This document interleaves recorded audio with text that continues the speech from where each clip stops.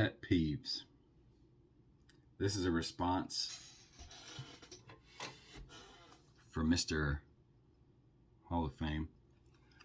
Yes, I have it in a mag. Most of us do.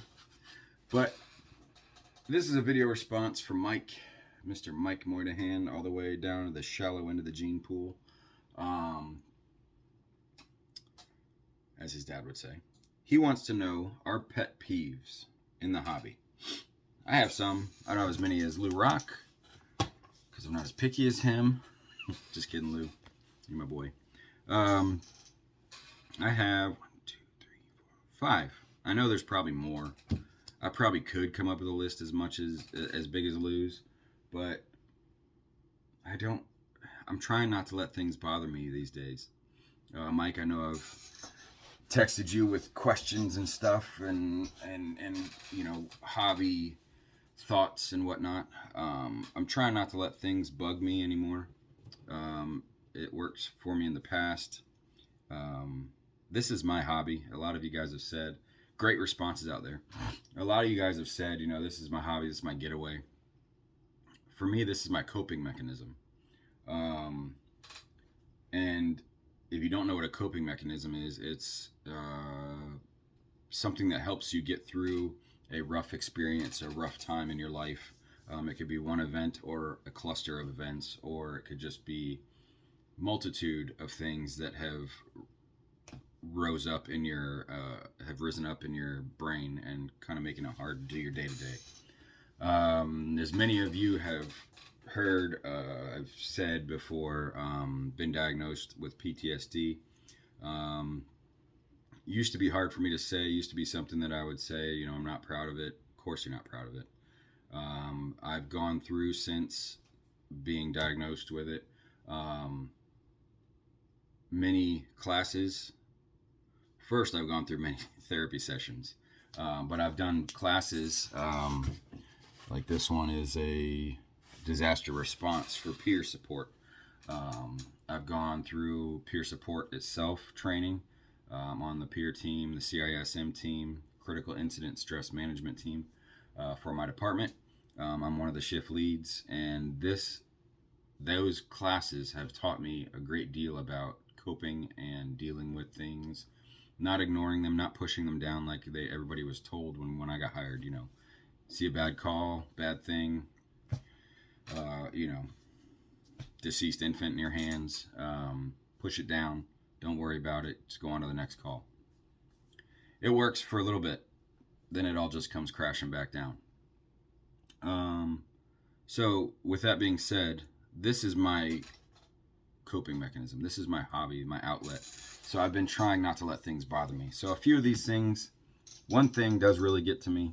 But the other ones are just fun things that are, you know, my OCDs really. The first one, and these are in no particular order. The first one, Bart hit on this. Fake people, fake friends, friends that make snap judgments, people that make snap judgments.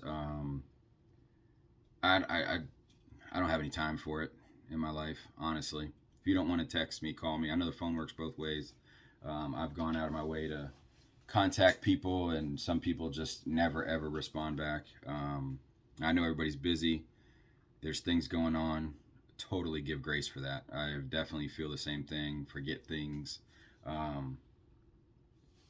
Don't have the best memory. So that's not part of it. But fake friends is part of fake people boosting things up for themselves and then falling flat for other people. I'm probably guilty of it myself. But it's easy to pick those people out. It's not like you see them every day. But it is easy when you do see them to realize who it is and who isn't your friend. So that's the one thing. Cards I wrote these down, so I'm going to read them as I wrote them down. Cards in a protector the wrong way. Oh, okay. That's why I have this out.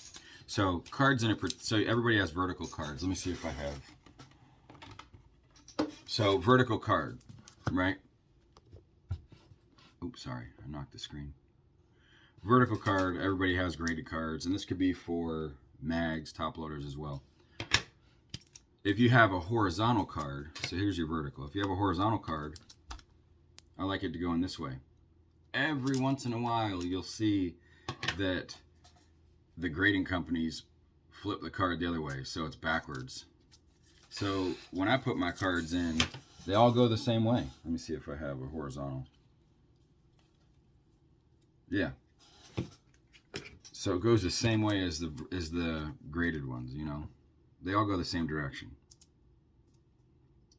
You flip it the other way, to me it's like that's what serial killers are made out of. Of course, I'm joking. Don't want to get blasted again. But that bothers me. Not a huge thing. That's just one of my pet peeves. That's what these are, you know, pet peeves. The tops flip. So when you're opening I don't have a sealed wax, but when you're opening your cards, and every card every 2 or 3 cards you gotta flip over. That is so annoying. And I know it's collating, it's a machine thing, but like 2020, we should be able to, I don't know, just put the cards in there. The tops flip really bugs me, having to flip your cards every once in a while. This one has been bothering me lately, and I just bought one, so, you know, bad on me, but this is a different style, or an insert version. And I bet you I could go in that box that I have for YouTubers. It's a whole box that I have for tubers. Let me see if I can find one real quick. I guarantee you I can find one.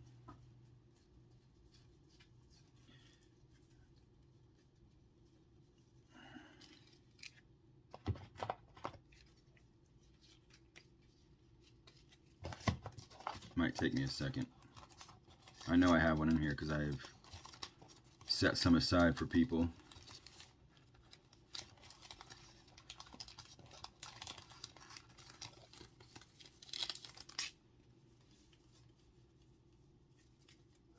Oh man, fixing to call myself a fibber.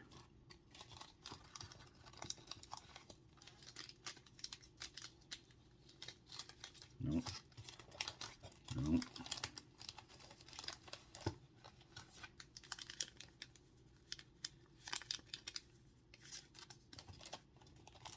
What's this one for? Got one in here and then label.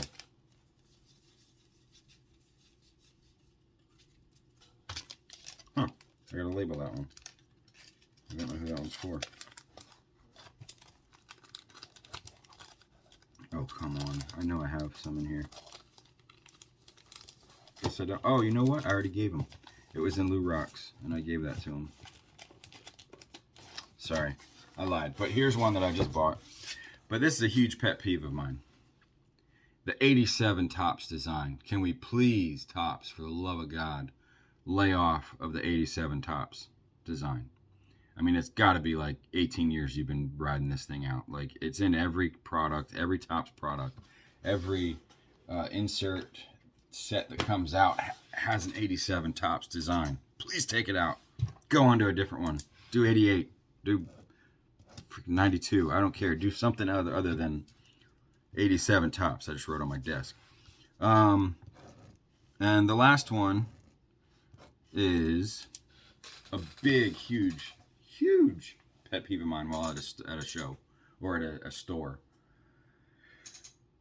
When you go to a dealer, well, this is a two-part. Everybody doesn't like when they're not labeled with prices. I like prices being on it because then I know, man, am I in the ballpark? I'm not even close. I'm not even going to waste my time. But when you do have something that's not labeled with a price and you're interested in it, and they say, you make an offer, they ask what do you want? I got this. Argument's sake. Yeah, I want $75 for it. Okay, well, would you take 60? Because you're going to negotiate, right? You're going to negotiate down a little bit. Nobody pays exactly asking. And they go, oh man, I got 70 in it. I really would like to get what I got out of it. And it's like, I'm not worried about what you got in it. I really, honestly, without sounding like a douche, I don't care what you have in it. That's not my problem. When you bought it, if you bought it high, bought it low, whatever. That's not my issue. That's your issue. You need to work that out in your prices. Especially, and I've had a couple people, like, I always ask, like, you see a graded card at a dealer at a shop. Did you get it graded yourself? No. And then you ask the price, and they're like, yeah, well, it costs like, 30 to get graded, and like, but you just told me you didn't grade it yourself. So that price shouldn't be worked in and should not be passed on to me because you didn't have to deal with it. But I just don't like that when they say I need what I got. I got in it $100. I'm $100 in it.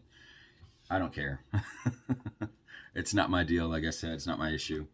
Um, Pet peeves, they are what they are. Don't take this too serious. This is a hobby. Like I said, it's a coping mechanism for some people. It's fun for most, and just have fun with it. Collect what you love what you collect, and collect with a purpose, man. Like do what you love. I wouldn't have this room of stuff here if I didn't like it. I'm fixing to go see if I can go up to Michael's and get 2 ball frames for all these balls. They're like shadow boxes for baseballs, and I'm gonna put them up on the wall instead of on this table or this shelf. But I like it. I get what I want. I get what I like when I can. I'm along the same lines as Drew. I don't really have a budget. I don't. We don't have exorbitant amounts of cash flow. So when I do get something or I want something, I have to sell something that I have. So it is what it is. But these pet peeves are just that. Don't let them get to you too much. These are all just little things that we can deal with and work around if we need to. So with that being said, congratulations on the 6,000, 1 million, and 1,000 mic. That's a huge, huge monumental achievement on all 3 of those fronts. So be nice, be kind, do something good for somebody, and enjoy the hobby. Deuces.